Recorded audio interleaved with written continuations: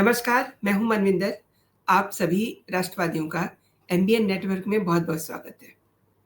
आपसे आग्रह भी है, चैनल को सब्सक्राइब कर लीजिए, वीडियो को लाइक कर लीजिए और अंत तक साथ बने रहिए। तो बात करते हैं कि योगी आदित्यनाथ, उत्तर प्रदेश के मुख्यमंत्री, कभी भी किसी माफिया या अपराधी पर बिना होमवर्क किए हाथ नहीं डालते हैं। कहिए उनकी पुलिस, उसका स्टाइल ये है कि सबसे पहले होमवर्क किया जाता है और अब आप देखिए तौकीर रज़ा तगड़े फंस गए हैं। बरेली में बवाल कराने वाले मौलाना तौकीर रज़ा की मुश्किलें आने वाले दिनों में आप देखिएगा और बढ़ेंगी। बरेली बवाल के बाद फिर से उनकी फाइलें खुलना शुरू हो चुकी हैं। पुरानी फाइलों की बात कर रही हूँ मैं। और ये भी दिखाई दे रहा है कि अब एनएसए लगेगा। ये मामला किसी बयानबाजी या आंदोलन का नहीं है। देखिए, दशकों पहले इन्होंने बैंक से कर्ज लिया, लेकिन चुकाया नहीं। ऑब्वियस सी बात है, अब अगर आप बैंक का कर्जा नहीं चुकाएंगे, तो कुर्की होना तो लाज़मी है। और कुछ पुराने संगीन किस्म के मामले भी पकड़ में आ रहे हैं। तो कुर्की से पहले हम ये समझते हैं कि वो पुराने मामले क्या हैं। 2019 में मौलाना तौकीर पर मुकदमा दर्ज होता है। उस समय इन्होंने काफ़ी बवाल काटा, हिंसा की, तोड़-फोड़ की। कैसे? उस समय निषेधाज्ञा लगी हुई थी। यानी कि जिस समय निषेध आज्ञा होती है, उस समय आप ना तो बवाल कर सकते हैं, आप 4 से 6 लोग भी खड़े नहीं हो सकते। लेकिन इन्होंने न केवल उसको तोड़ा, बल्कि इन्होंने तोड़-फोड़ भी की, हिंसा भी की। अब देखिए, इनके खिलाफ कोतवाली में रिपोर्ट दर्ज की जाती है, उस समय 2019 में। लेकिन अब तक चार्जशीट अटकी हुई थी। वो भी इनके जो रौब चलता है इनका इस वजह से। लेकिन जब मोदी का और योगी का डंडा चलता है, तो सारी फाइलें खुल जाती हैं। अब मौजूदा इन्वेस्टिगेशन ऑफिसर ने फाइल खोल दी है और मौलाना के रिमांड के लिए कोर्ट में अर्जी भी दे दी है। रिमांड पर लेने के लिए आप देखिए अब आगे क्या होता है, रिमांड कैसे मिलता है, ये सब भी मैं आपके सामने रखूँगी।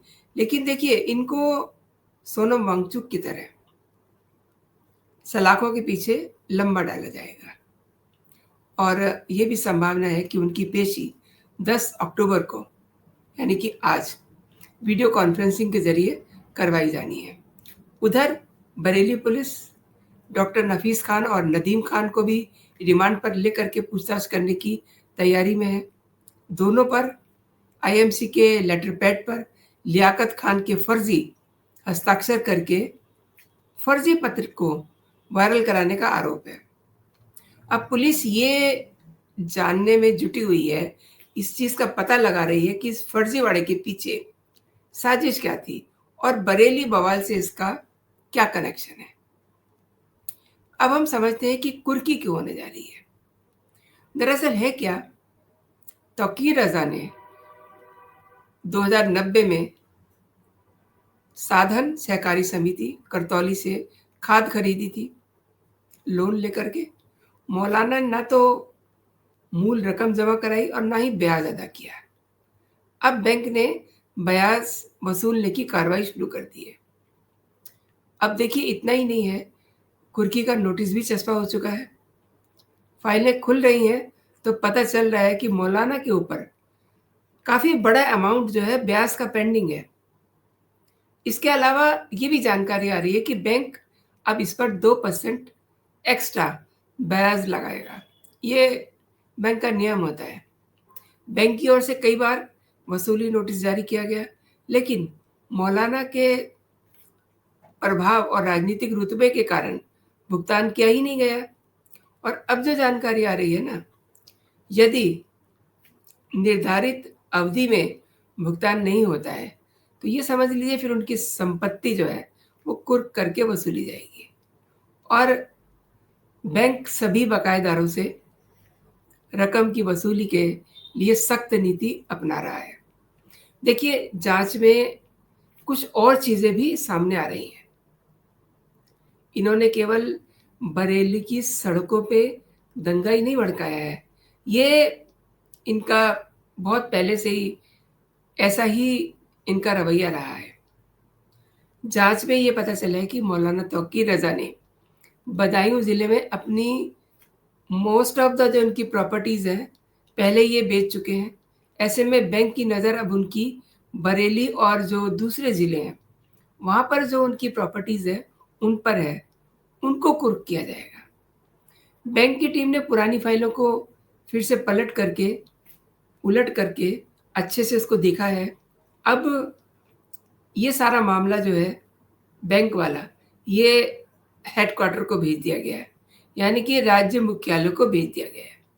मौलाना का पूरा जो मामला है वो ये समझ लीजिए कि शासन स्तर तक पहुंच चुका है और बैंक ने वसूली की जो उनका प्रोसीजर होता है उसको बिल्कुल प्रायोरिटी पे रखा है। बदायूं और बरेली दोनों जिलों के राजस्व और पुलिस प्रशासन को भी इसमें अपना सहयोग करने के लिए कहा है। तो कुल मिला के बात यह है कि अब ये बड़े लंबे नपने वाले हैं, क्योंकि इन्होंने ऐसे ऐसे काम किए हुए हैं कि क्या कहिए। अभी इनकी देखिए 70-75 से ज़्यादा जो इनके दुकान है जो इन्होंने एक धार्मिक स्थल की आड़ में बनाई हुई थी, उन सब का ये किराया खा रहे थे। उनके बारे में मैंने आपको एक बार पहले भी बताया था वीडियो में, किस तरीके से उनको सबको सील किया गया है। अब ये जो ताज़ा कार्रवाई है ना, ये बड़ी सख्त होने वाली है। इनकी जब संपत्तियां कुर्क होंगी तब इन्हें पता चलेगा। और जो इनके नज़दीकी लोग हैं, आप जान रहे हैं, उन पर हर दिन बुलडोजर चल रहे हैं या उन पे सख्त कार्रवाई की जा रही है। अब इनको लेकर के जो ताज़ा खबर आ रही है वो ये है कि इनकी संपत्तियां जो हैं कुर्क की जाएंगी। लेकिन स्मार्टनेस देखिए, इन्होंने अपनी ज़्यादातर संपत्तियों को जो पहले ही बेच चुके हैं, लेकिन बैंक जो कार्रवाई करेगा ना, वो बरेली वाली जो इनकी प्रॉपर्टी है उस पे करेगा। अभी देखिए बहुत सारी फाइलें इनकी और निकल के आने वाली है सामने, इसीलिए मैं आपसे कह रही हूँ कि इन पर एनएसए ज़रूर लगेगा और ये लंबे जाएंगे। और ये देखिए, इनको एक अरसे तक ये मुगालता रहा होगा कि इनका कोई कुछ बिगाड़ नहीं सकता, लेकिन अब ये योगी की सत्ता है, इनकी नज़र से कोई बच नहीं सकता। अगर किसी ने अपराध किया है तो वो बचेगा नहीं, क्योंकि इसीलिए तो योगी जी जाने जाते हैं और वो कहते भी हैं कि आप जो है कायदे से रहोगे तो आप फायदे में रहोगे। अब ये कायदा तो जानते ही नहीं है, इन्हें तो उपद्रव करना है, इन्हें तो सड़कों में भीड़ जुटानी है और इन्हें तो आई लव और न जाने किस किस चीज़ के पोस्टर लगाने हैं। मतलब ये लोग इस तरीके के हैं कि बहाने खोजते हैं कि हम कुछ ऐसा करें ताकि व्यवस्था में विघ्न पड़े। तो अब इन्हें पता चल गया होगा, इनके नज़दीकियों को भी पता चल गया होगा कि ये अगर ऐसा करेंगे तो फिर इनका हश्र क्या होगा।